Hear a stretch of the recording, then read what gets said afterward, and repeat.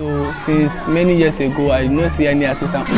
I have to remove my building for the school. Because we are using the cane loader to pick them from their house to the school.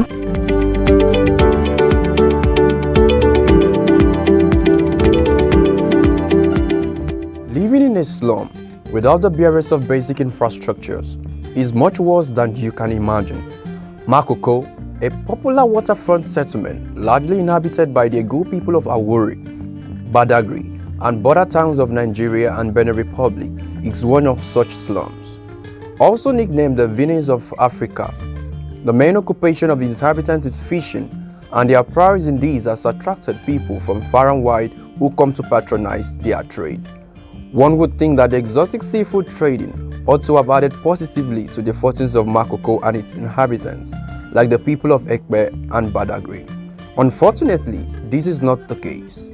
Makoko has remained one of the dirtiest slums of Nigerian Economic Nerve Center, Lagos State. A major challenge in this waterside community is education. The nearest school is on land, far from the community.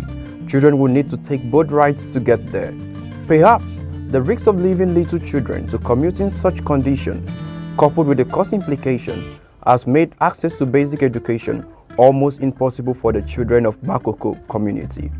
Typical of slum communities, crime rate is said to be very high, with the rate of out-of-school children also increasing at an alarming rate.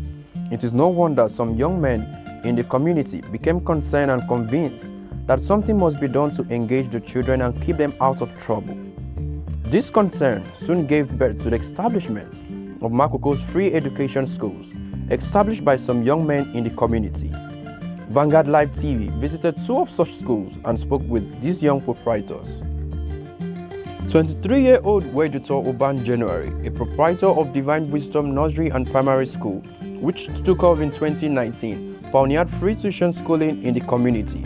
Unemployed, but driven by his vision and passion to help the huge number of out-of-school children, he could only lean on his mother for support.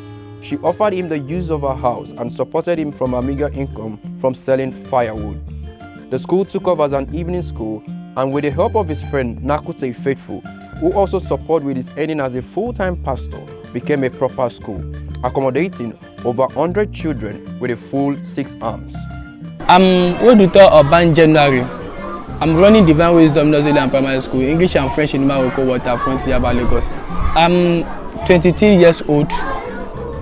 In 2018, after my work writing, I met my friend Nakute Faithful. So in our midst, we talk about children in Makoko community. So he told me that because most of children are out of school, I said, exactly, we can find 90%. So he said, wow, he mentioned 70%. I said, no problem. What can we do to help them because we are leaders? When we discovered that in our community, 70% of the students is out of the school, because we are now think together that what we can do now to give them the education. He said, no problem. Let us teach them. Let us be calling them as evening class and take them and teach them something. I said, no problem. Ayinde Roderick Oluwatobi, who runs Makoko Potential Nursery and Primary School, established in September 2020, was motivated by similar vision. Initially started with Love Field Orphan Foundation, giving food, clothes and protection to orphans. They however soon realized that education was a better strategy to offer them hope for the future. The school is currently facing some challenges as the owner of the school building recently sold it to Deeper Life Church. Desperate to keep the school running, Ayinde was forced to relocate to his parents' house too. When Vanguard Live TV visited, it was still undergoing renovation. You can see the building have been removed and with empty space at the front of the building. That is where we take everything together. Then let's start something.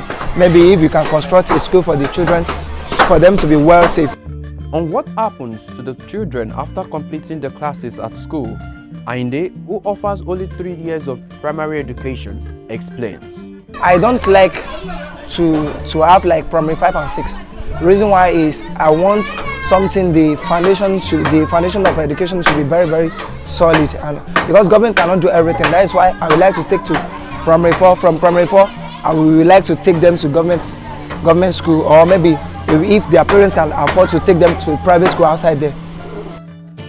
For the two young men, the challenges of keeping the school running has not been easy, with students unable to walk from their homes to school. School run, salaries as well as funding for other important teaching aids has remained a great challenge. After the school, I'm selling firewood with my mom. I will take my mommy's boat, go to a booth where they are selling firewood, and go and get firewood for my mom. My mom will give me money to buy it. If we buy it, we now sell it here to get money.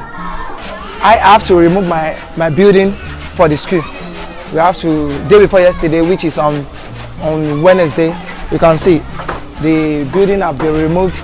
With very little coming into the covers of the operators, they have to compromise on a lot of provision needed to improve the learning potential of the pupils.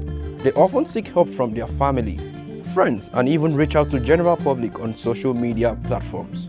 A lot of big challenge, which is due to the owner of the land who has been renting it out to us for some years ago. Now his thinking is that he wants to sell out the place. He need money for his family. We tell him to give us like 2 to 3 months for us to reach out to people who is ready to help the orphans to donate. Either we can buy out the place or we know what to do. Then he was thinking that he can't wait for that 3 months, that he need the money urgently. He has to sort out the place to Deeper Life Church. That means that this place is now owned by Deeper Life people. We are facing big challenge this year due to the owner of the land. He has been renting it out for us for some years now. Then he wants to sell the land. We told him to give us 3 months for us to reach out to people who will help us with funds. But he said he needs the money urgently, so he sold the place to Deeper Life Church. From there, I spoke to some of my friends, including Okikiola Jalokbo, who helps us. We got a little money, but there is no land to relocate to, because where we have empty land is under power lines, and we can't build a house there. I had to remove my building for the school. The little space in front of the building is where we took everything. We said, let's see, maybe we can construct a school for the children, for them to be safe and well educated. We normally contribute to pay them. Sometimes, some parents will come. We have some parents who will donate 500, 1,000. So, and some parents like to give us chalk to write, to use for the board teaching. So it's from there. And if we don't see money from anybody, we normally contribute to pay them. They are coming to school here without school materials. They are coming to school without bag, pencil, book. So we are looking for all this to give them. These innovative young men are seeking help from both government and non-government agencies, as well as kind-hearted persons to come to their aid to keep these schools running, as well as to keep the hope of a better future alive for the young children. But for now, the possibility of access to quality and standard universal basic education remains a mirage for the children of Makoko.